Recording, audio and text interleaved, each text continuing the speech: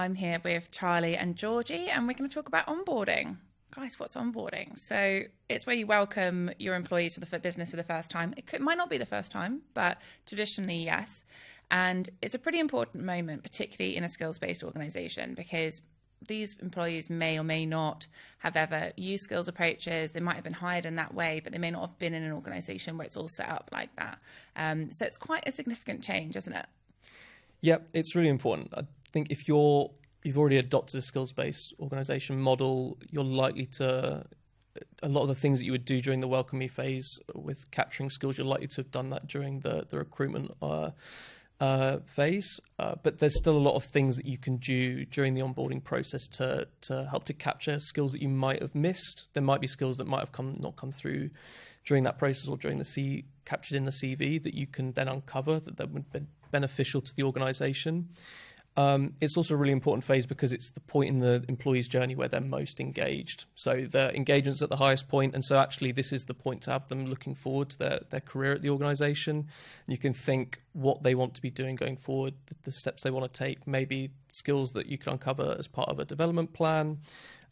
So it's a really key point, but a lot of the things that you can do around capturing skills during the onboarding phase are relevant whether you're following a skills-based model or a more conventional model. Yeah, exactly. And you're trying to put people in that skills-first mindset. And even if they had worked for another skills-based organisation, it's still such a new concept that there might not actually be a blueprint for how that looks. So the ways of working might be completely different.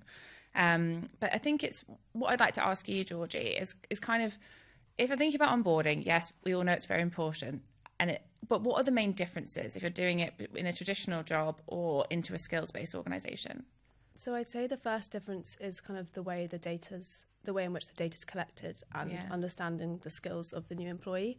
So most of this will happen during the hiring process, depending on what kind of approach and technology the organisation has. And then I'd say the second difference is the role of the people manager and the kind of the change element. Because their role will be dependent on whether the new employee has been part of one of these skills-based organisations before or not. So if they have been part of one of these organisations before, then the people manager's roles will be kind of to get them to understand the skills language and to help to understand what their skills are, where their gaps are, what their desired work is, and what their career opportunities are. But it's also important to remember that even if they have been in one of these kind of organisations before, there's not sort of one generic approach, so there might be different ways of working. But on the other side, if they haven't been part of one of these skills-based organisations before, then it will be the people manager's role to kind of help them and support them in the transition to that skills mindset and organisation and understand the cultural change. And they'll have to understand the impact on decision-making within the business, how decisions are made and how talent's managed. And then they'll also have to explain kind of how performance is managed, how development is managed, and how career opportunities work in that business. Yeah, exactly. So it's quite a big shift actually for line managers. It's a bit like, with skills-based hiring, there's a big shift for the hiring managers. And in this situation, there's quite a lot of emphasis on the role of the line manager in, no one likes starting a new job. You're anxious, you're worried. And then suddenly you have to forget your idea of what a job looks like and actually just be a part, like a sum of your skills.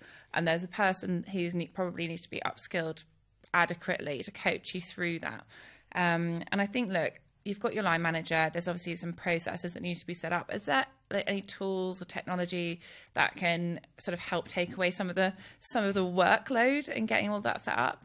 Yeah, so I think it's really important, and different organisations will have different tech stacks, but whether it's your HCM or a dedicated learning or talent platform, that's primarily where an organisation will be capturing the skills when someone formally joins the organisation.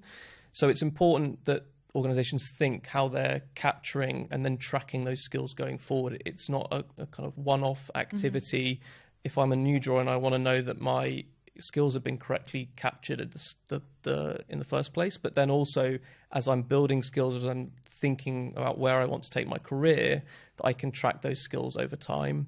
There's also quite a lot of exciting new tools that are more AI driven that look at how actually you can take that skills-based approach but link it more to talent and career pathways. So these tools are able to analyze the skills that existing employees have and the different career paths they've taken.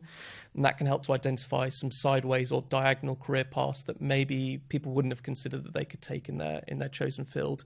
But it is important, regardless of the tool or approach that you're taking, that organizations think about the solution design when they're using the technology. What's the user experience for the employee? Is it easy? Is it simple? Is it something that I'm going to actually want to go and do rather than something that's going to cause me frustration when I'm already focusing on my day job?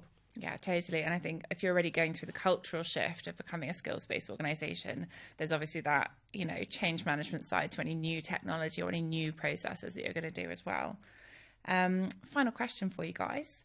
So I think even in traditional onboarding, we talk about how important those first 90 days are for an employee. And I think, as you kind of alluded to earlier, it's that kind of make or break moment. It's where the EVP or the promise that you've kind of given during that hiring process, is it going to come through? Is the expectation be worth the reality?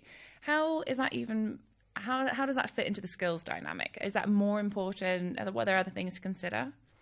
I'd say the main kind of thing, the reason first 90 days is so important is it's because it's for the employee to kind of build that foundation within the business, and it's a chance for them to integrate themselves into their new teams, into the culture of the business, and to understand any different ways of working.